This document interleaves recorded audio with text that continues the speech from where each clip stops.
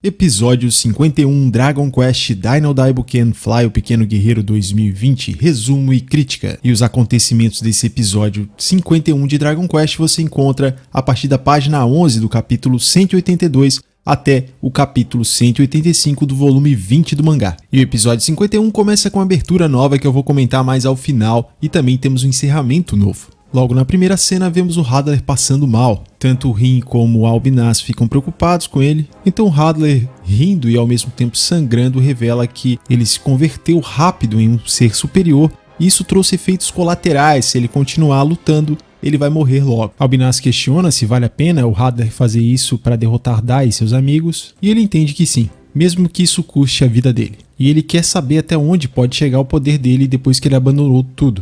E o objetivo dele é ser superior a um discípulo de Avan, pois embora ele tenha matado o Avan, os discípulos do Avan ainda continuam vivos. E como eles continuam sendo uma ameaça para o Hadler entende que ele não conseguiu derrotar o Avan. Hadler não quer morrer antes de conseguir derrotar completamente o Avan através de seus discípulos. Hadler pede perdão ao Rin e ao Albinaz porque eles foram criados através de uma magia proibida e se o Hadler morrer, eles também morrem. O Rin diz que isso não interessa porque eles foram criados para servir ao Hadler. E essa lealdade do Rin é tanta que ele chega a se emocionar e chorar, dizendo que ele está disposto a morrer pelo Hadler. Albinaz, Hadler e o próprio Rin estranham o fato de que o Rin está chorando como se fosse um humano. Esse momento acaba sendo interferido pelo Fenbran e assim temos o fim dessa primeira cena. E aqui nós temos uma diferença para o mangá, porque essa cena aqui ela vai acontecer só muito mais à frente, embora ela tenha acontecido antes ali, ela aparece em forma de flashback no mangá e muito depois da luta do Baran com o próprio Ryunkyou. A cena se parece com essa que aconteceu, mas não sei por que resolveram antecipar essa cena e não mostrá-la apenas em forma de flashback. E diferente do anime, o Fenbran não interrompe esse momento que o Hadler constata que o Rin chora. Na cena seguinte, Pop e os outros encontram o Shio inconsciente e também seus soldados. Pop então corre para ver como é que tá o Shio, grita por ele, e aí o Shio acaba acordando e acha que foi salvo por Pop e seus amigos. Pop pergunta do que ele está falando e o Shio acaba tendo aqui um momento cômico, colocando o bastão mágico que ele encontrou na boca do Pop. O Shio, mesmo estando todo machucado, ainda espera reconhecimento do Pop e dos demais pelo que ele descobriu e também por ele ter achado o bastão mágico do Pop. Pop manda o Shio parar de falar e chama ele de idiota e o Shio acaba desmaiando, então o Pop continua ali dando uma bronca no Shio, chamando ele de idiota e perguntando para que ele se esforçou tanto. Crocodile faz um comentário e claro, o Ryunkyou se mostra genial aqui comentando e já observando que o Shio foi ferido pelo bispo Fenbran. Como se não bastasse isso, ele é o melhor membro do grupo em termos de percepção e acaba sentindo que há um grande perigo por perto. Vemos que é algo realmente muito perigoso porque o Ryunkyou sua frio e pede que o Pop pegue os outros e saia dali. Pop não entende que é levar todos com ele, mas Ryunkyou pede que Pop deixe ele e o Crocodile ali e leve os outros para serem curados. O Pop insiste em discordar do Ryunkyou, mas o Ryunkyou olha para ele bastante sério e, suando frio, pede que por favor o Pop vá. Finalmente o Pop entende que a coisa vai ficar feia e resolve levar os outros dali. Pop diz que não sabe o que é, mas pede que eles tomem cuidado e assim Pop sai do campo de batalha. Crocodile pergunta o que deu no Ryunkyou. Ryunkyou não só sabe quem é, como ele manda também que essa pessoa apareça porque ele já a percebeu. E eu imagino que assim como Ryunkyou você também já tinha percebido que era o Baran que estava ali. Vemos a espada de Baran e ele surge ali cumprimentando o Ryunkyou e o Crocodile. Crocodile fica surpreso e Baran caminha calmamente like a boss na direção deles. Baran diz que achava que tinha ocultado a sua presença completamente e faz um elogio a Ryunkyou por ter descoberto ele ali. E ele ainda comenta que Ryunkyou foi sábio em mandar o mago embora dali. E como Pop já perdeu a vida por causa do Baran, Baran acredita que talvez o Pop não conseguisse ficar de pé se o visse ali. Crocodile demonstra sua preocupação de que Baran tente enfrentar novamente o Dai, pois o Dai precisa liderar os humanos. Ryunkyou concorda com Crocodile e fala que por isso ele escolheu ficar ali, justamente para evitar que ocorra uma nova batalha entre pai e filho. Ryunkyou promete arriscar sua própria vida para que isso não aconteça. Baran responde que eles podem arriscar as vidas, mas não conseguirão derrotá-lo. Porém pede que eles se acalmem, pois nem eles nem o Dai importam mais para Baran. E que seu objetivo é o Rei Vern. Crocodile fica abismado com essa revelação e Ryunkyou quer saber o porquê. E Baran manda essa resposta. Corte rápido. Mostrando que sabe também dar cortes rápidos com suas palavras. Baran começa a se retirar, mas o Crocodile pede que ele espere, pois agora eles têm o mesmo objetivo. Pede que o Baran se junte a eles. Crocodile coloca a mão sobre o ombro do Baran e pede por favor, e diz que é pelo Dai. Baran então abre os olhos e o Ryunkyo logo percebe que Baran vai reagir a isso. Ryunkyo manda que Crocodile saia dali, mas antes que Crocodile perceba o que está acontecendo, ele toma um socão na cara. Baran, furioso, fala que aquilo não é uma brincadeira e ele ativa o seu emblema do dragão e parte para cima do Crocodile, acertando uma cotovelada poderosa em seu estômago, arremessando o Crocodile violentamente contra uma parede de rochedo. Ryunkyo tenta correr para ajudar o Crocodile, mas o Baran consegue pegá-lo antes e acertar também um soco na cara do Ryunkyo, que acaba também se estatelando numa grande rocha. Baran, full pistola, fala que esse é o nome dele e que ele é o general dos dragões. Ele arremessa sua túnica para o alto e manda que eles não o insultem, pois para ele os humanos também são inimigos e merecem ser derrotados. Por isso ele prefere morrer do que ajudá-los. De quebra, ele ainda diz que só salvou o Shio por um mero capricho, pois trombou com ele ao acaso, já que ele estava procurando a entrada da fortaleza de Vern. E agora Baran sabe como tentar entrar nela, e ele quer testar se é realmente verdade que nenhum cavaleiro do dragão pode romper essa entrada. Ryunkyo se levanta com dificuldade e pede que Baran espere, porque ele vai ser o foco de todos os ataques, se ele for sozinho. Mas Baran não se importa, e mesmo que sejam centenas de soldados, ele pretende enfrentá-los. E com determinação ele afirma que daqui para frente será o verdadeiro Cavaleiro do Dragão contra o Rei do Mal. Uma luta além da imaginação terá início. Por isso Baran recomenda a Ryunkyo e Crocodile que se eles querem viver, que eles saiam dali. E assim Baran pede que eles voltem para o Dai. Ryunkyo, em seus pensamentos, comenta que aquele olhar do Baran é diferente e que o Baran não é mais o mesmo que ele conheceu. E essa cena se encerra sem o Ryunkyo concluir o que ele está pensando. No mangá podemos ver que a fala do Baran ao ver o Ryunkyo e o Crocodile é um pouco diferente. Digamos que ele parece menos amigável. Há mais diferenças no diálogo também em relação ao anime, e eles me pareceram um pouquinho mais extenso, com o Baran sendo mais também incisivo de que o Mago Vern é seu inimigo. No mangá, Baran golpeia o Ryunkyo não só com uma das mãos, mas sim com as duas. Ele parece apenas atirar sua túnica para o lado e não do jeito que ele fez aqui no anime. Ele me pareceu também mais sereno aqui no mangá do que no anime. No anime ele parece um tanto mais furioso, enquanto aqui ele só parece furioso realmente quando ele fala dos humanos. Na cena seguinte, vemos os feridos sendo socorridos. E agora estão todos na base de operações que virou um hospital de campanha.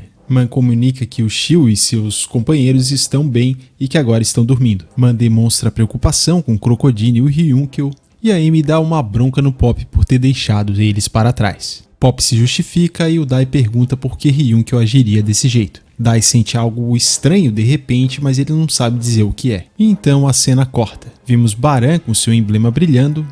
E antes de eu comentar da próxima cena do anime, tem que falar aqui do mangá que lá há uma diferença. O Dai ele percebe algo estranho e quando ele olha para o punho dele parece que o punho dele brilha.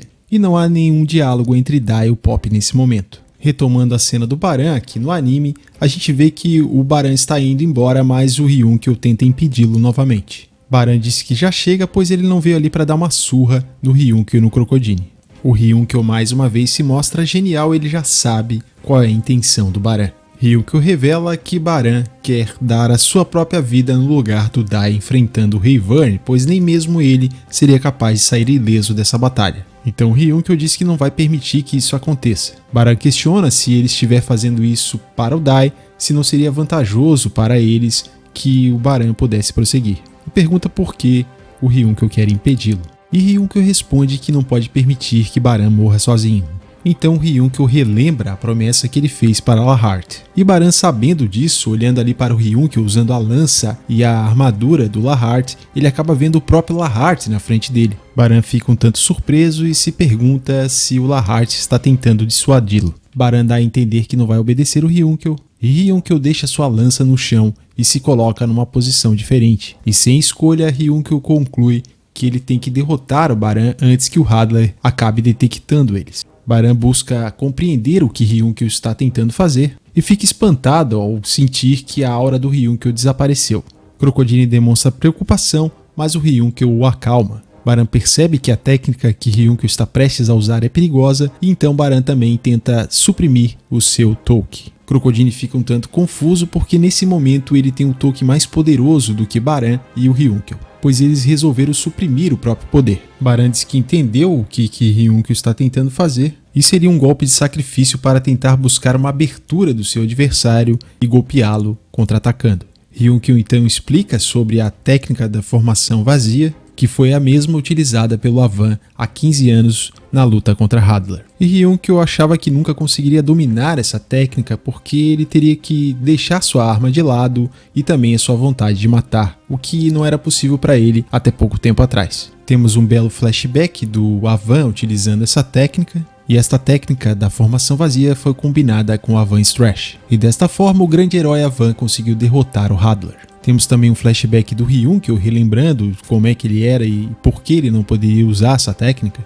E assim Ryunkyo termina de entregar todo o seu plano. O Crocodile também em pensamentos ali comenta a situação e o Baran reconhece que Ryunkyo se tornou um inimigo aterrorizante. Nem mesmo o Baran foi capaz de suprimir o seu Touki como fez Ryunkyo. Baran diz que é impossível chegar a este estado sem uma determinação imensa. Vemos que próximo dali, Rin e Albinaz aparecem olhando a luta à distância. Baran começa a sacar a sua espada ao mesmo tempo que vai elevando o seu Touki. Ryunkyo também demonstra saber qual será a estratégia do Baran. Ele pretende dar um primeiro ataque com menos força, resistir ao ataque do Ryunkyo e dar um segundo ataque também com menos força do que ele daria num único ataque. Baran mais uma vez reconhece a determinação de Ryunkyo e promete enfrentar esta técnica perigosa arriscando sua própria vida. Mais uma vez, o Ryunkyo se lembra do Lahart e diz que se falhar, Lahart poderá rir da cara dele no outro mundo. Albinaz, percebendo que se trata do pai do Dai, o mestre dos dragões, e temendo que Baran se volte contra Hadlar, resolve interferir e destruir Ryunkyo e Baran.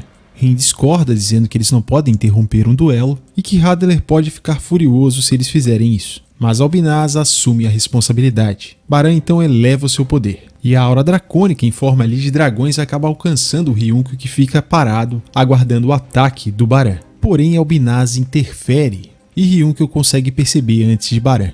Vemos então uma imensa explosão no campo de batalha que vai chegando atingindo também o próprio Crocodile, enquanto Baran e Ryunkyo simplesmente desaparecem em meio a todo aquele brilho. Rin fica olhando de cima enquanto a fumaça vai dissipando numa imensa clareira que foi aberta com o poder da explosão. E vemos que Albinaz foi bastante ferida, e antes de cair ela diz que o Ryunkyo é um guerreiro formidável. O Rin segura ela e Albinaz diz que o lado bom é que Ryunkyo não será mais uma preocupação. A cena corta e vemos o Crocodile admirado porque foi salvo pelo Baran. Crocodile se levanta e fica horrorizado. Vemos o Ryunkyo caído no chão e então Crocodile grita pelo nome de seu amigo. E Baran diz que é tarde demais. Ryunkyo está vivo, mas nunca mais poderá lutar de novo. E Crocodile pergunta o que deixou Ryunkyo naquele estado. Então Baran explica o que aconteceu. Albinaz interferiu na luta e mataria tanto Ryunkyo como o próprio Baran. O Baran estava focado em atacar o Ryunkyo, mas o Ryunkyo percebeu a Albinaz. Porém, Ryunkyo recebeu alguns ataques da Albinaz e contra-atacou com o turbilhão sangrento. Mas Baran não segurou o seu ataque e atingiu Ryunkyo em cheio. E assim, aparentemente, Ryunkyo sacrificou sua vida de guerreiro. O próprio Baran diz que não eram apenas palavras vazias o que Ryunkyo disse, pois ele estava de fato disposto a dar sua própria vida para salvar a de Baran. Crocodile se ajoelha diante de seu amigo e chama ele pelo nome. Baran se demonstra mais sensibilizado diante do sacrifício de Ryunkyo e pergunta a Crocodile o que ele deve fazer agora. E demonstrando seu arrependimento, Baran pergunta como ele poderia se redimir perante Ryunkyo. Crocodile diz para não perguntar para ele e confessa que se envergonha, pois no fundo ele queria que o Baran enfrentasse o Vern. E enquanto derrama lágrimas por lamentar por seu amigo Ryunkyo estar nesse estado, Crocodile conta que achava que seria o melhor para os humanos e que seria inútil eles tentarem impedir o Baran. Mesmo assim, Ryunkyo pensava diferente de Crocodile. E por isso Crocodile não se acha digno de dizer nada diante da situação que seu amigo se encontra. E chorando, Crocodile acolhe seu amigo em seus braços, dizendo que tem muito orgulho de chamar Ryunkyo de seu amigo. Então ele pede que pelo menos Baran respeite o que Ryunkyo desejava. Baran diz que entende e dessa forma triste e emocionante essa cena se encerra. Em relação ao mangá, a gente tem algumas diferenças aqui para essa parte do anime. Ryunkyo também não está muito seguro de que ele pode realizar a técnica do Avan. No mangá, Ryunkyo também deixa claro que não quer matar o Baran, apenas derrotá-lo. Outro ponto interessante em relação ao mangá é que o Baran tinha visto que Albinaz estava vindo, mas ele mesmo em pensamento diz que não consegue parar o seu próprio ataque. Também vemos que antes do Crocodile ser atingido, o Baran estende a mão para ele. E também o diálogo da Albinaz com o Rin é um pouco melhor ali, ela diz que compreende por que o Rin admira tanto o Ryunkyo. No mangá também eu gostei um pouco mais do diálogo, achei ali que foi um pouco mais emocionante a súplica do Crocodile. Voltando ao anime, a gente tem uma cena aqui da Princesa Leona com um mapa da região. Agora eles sabem onde fica a entrada do palácio onde vive o Vern, e Dai diz que tem que ir lá. A princesa não concorda e diz que é perigoso para o Dai ir sozinho e que mesmo o Cavaleiro do Dragão não pode abrir aquela entrada. Então Pop chama a responsabilidade e diz que vai junto. A mãe interfere e diz que o Pop é a arma secreta contra a guarda real e por isso ele não pode ir. Então ela assume a responsabilidade de ir com Dai. Mas neste momento, meus amigos, Baran chega